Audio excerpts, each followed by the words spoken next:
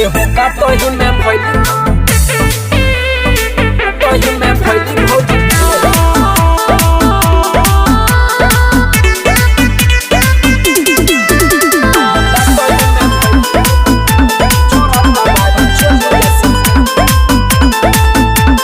कटनी के दिनवा चैतावा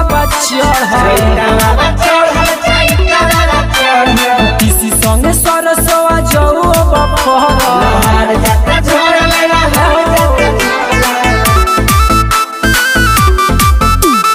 कटनी के दिनवा चैतावा बचल किसी संगे सरसवा जऊ बफर गेहूं काटही में भइली भौजी फेल छोड़ा कबाड़ी चोलिया से तेल गेहूं काटही में भइली भौजी फेल छोड़ा कबाड़ी चोलिया से तेल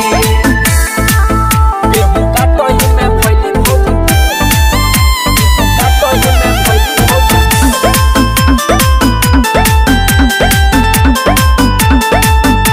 लाग जाए लूह मुँह सुख जाए हो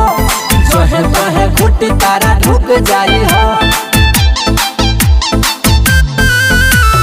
लग जाई लूह मुँह सुख जाई हो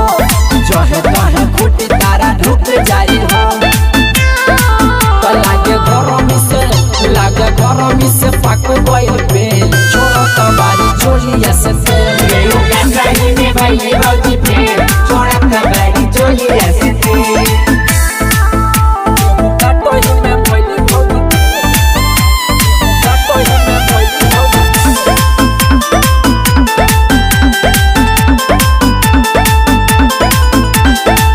दिया मुना के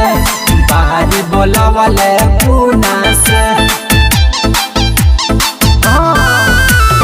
दीदी सब दर दिया मुना के बाहरी बोलवले